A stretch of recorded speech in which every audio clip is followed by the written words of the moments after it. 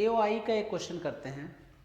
देखिए, find the area bounded by the curve y equal to x square, x is equal to 1, x is equal to 2 and x axis. तो ऐसे question को solve करने के लिए सबसे पहले हमें क्या करना चाहिए कि एक फिगर बनाना चाहिए।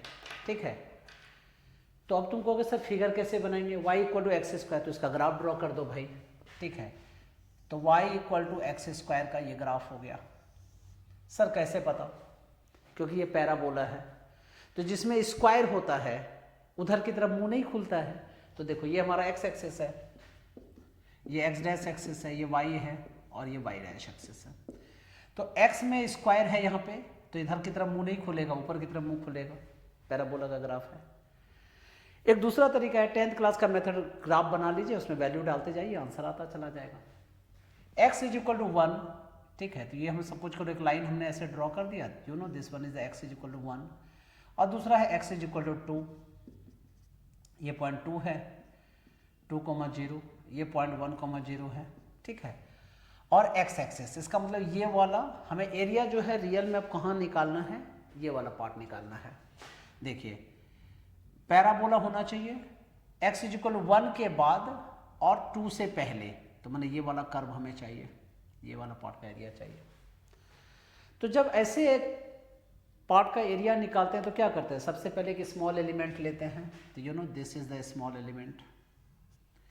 ये वाला पार्ट क्या है, curve y is equal to x square, x is equal to 1, you know this one is the x is equal to 2। Small element है तो ये एक्स एक्सिस में है, तो स्मॉल एलिमेंट क्या हो गया इसका dx, यहाँ से ऊपर क्या हो गया y। ठीक है, तो एरिया कैसे लिख सकते हैं, रिक्वायर्ड एरिया क्या होगा, you know required area is equal to integration of y dx। क्योंकि देखो एक स्मॉल एलिमेंट का जो एरिया होगा लेंथ इंटू ब्रेड्थ, लेंथ है y, ब्रेड्थ है dx, तो क्या हो गया y dx। अब टोटल का यहां से लेकर यहां तक निकालना है, तो कहां से, 1 से लेकर 2 तक, तो फ्रॉम 1 to 2। ठीक है, फिर से समझना, हम सबसे पहले क्या करेंगे, एक कर्व बना लेंगे, उसका ग्राफ ड्रॉ कर लेंगे। या तो आपको डायरेक्ट याद है तो डायरेक्ट लगा लीजिए, नहीं याद है तो 10th क्लास का मेथड अप्लाई कीजिए, जिसको बेवकूफ़ मेथड मैं कहता हूँ, वैल्यू डालते चाहिए और आंसर आता जाएगा, ग्राफ बन जाएगा। या तीसरा एसिम्पटोट लगा दीजिए। ठीक है, यहाँ जनरल हो रहा है तो मैंने जनरली कर दिया जी। तो y के जगह में क्या लिखेंगे, एक्स स्क्वायर, क्योंकि इसको y को टच कर रहा है, तो you know integration of x square from 1 to 2। अब integration of x to the power n का क्या फॉर्मूला होता है बच्चा, x to the power n plus 1 upon n plus 1।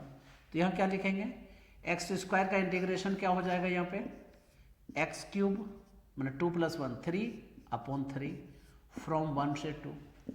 1/3 constant है, बाहर कर दीजिए, तो एक्स क्यूब बचेगा, तो higher limit minus lower limit, माना एक्स की जगह में एक बार 2 डाल देंगे, एक बार 1 डाल देंगे, 2 cube minus 1 cube, 2 cube is 8 minus 1, कितना आंसर हो गया, 7/3 स्क्वायर यूनिट्स।